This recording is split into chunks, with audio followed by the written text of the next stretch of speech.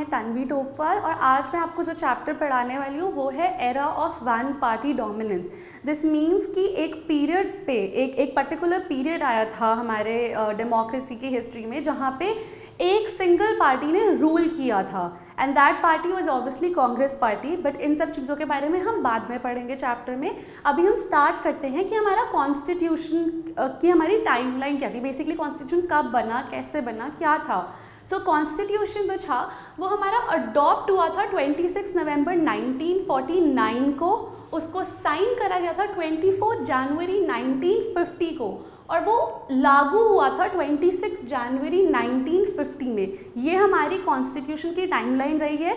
इसी मैनर में हमारा कॉन्स्टिट्यूशन इंडिया में आया और फाइनली 26 नवंबर 1950 में वो इन इफेक्ट आ गया था, दैट मीन्स लागू हो गया था। उसके बाद जो हमें नेक्स्ट चीज़ पढ़नी है वो है इलेक्शन कमीशन। इलेक्शन कमीशन कब सेटअप हुआ था इंडिया में, अब वो पढ़ने के लिए हमें पता होना चाहिए कि इलेक्शन कमीशन क्या होता है। तो इलेक्शन कमीशन बेसिकली वो कमीशन है जो ये देखती है कि हमारी कंट्री में free and fair elections conduct हो, कि सारे इलेक्शंस ठीक से कंडक्ट हो, काउंटिंग ऑफ वोट सही हो, पोलिंग सही हो। तो ये सब चीज़ें जो सारी एक्टिविटीज़ जो देखती है कमीशन वो है इलेक्शन कमीशन और वो सेटअप हुई थी जनवरी 1950 में। सुकुमार सेन जो था वो हमारा फर्स्ट इलेक्शन कमिश्नर था और ये पता होना बहुत ज़रूरी है।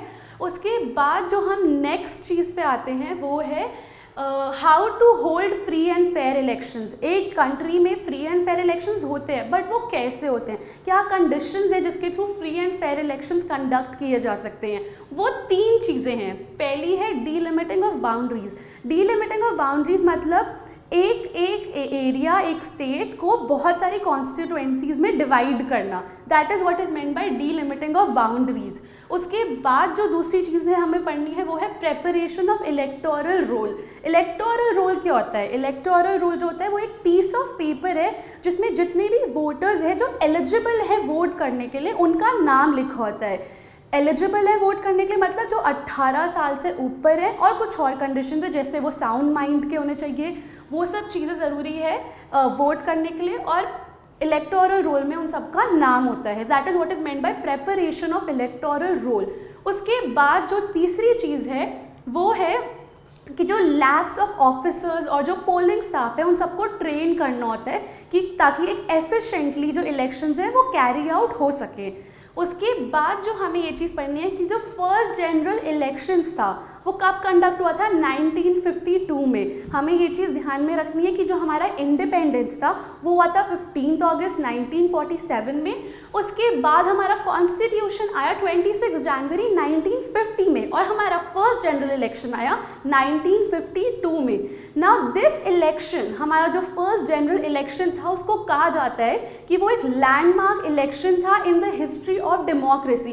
लैंडमार्क इलेक्शन सबसे महत्वपूर्ण इलेक्शन था पूरे डेमोक्रेसी के इतिहास में। ऐसा क्यों कहा गया है? ऐसा इसलिए कहा गया है क्योंकि हमारी कंट्री में जो इलेक्शन था वो हुआ था एक पुअर और एक इलिटरेट कंट्री थी हमारी उस वक्त और this was the first time कि एक गरीब और एक इलिटरेट कंट्री में डेमोक्रेसी आने वाला था। It was started as an experiment, एक एक्सपेरिमेंट करा जा रहा था कि डेमोक्रेसी एक पुअर या इलिटरेट कंट्री में हो सकती है या नहीं, और ये बहुत सक्सेसफुल एक्सपेरिमेंट था क्योंकि हम जानते हैं कि हमारा जितने भी पोलिंग स्टाफ था वो सब एफिशिएंटली कैरी आउट हुआ। 6 months, it took 6 months to count all the votes and a huge number of voters turned up to actually vote. So that is the reason it was so successful and it is considered the landmark election in the history of democracy.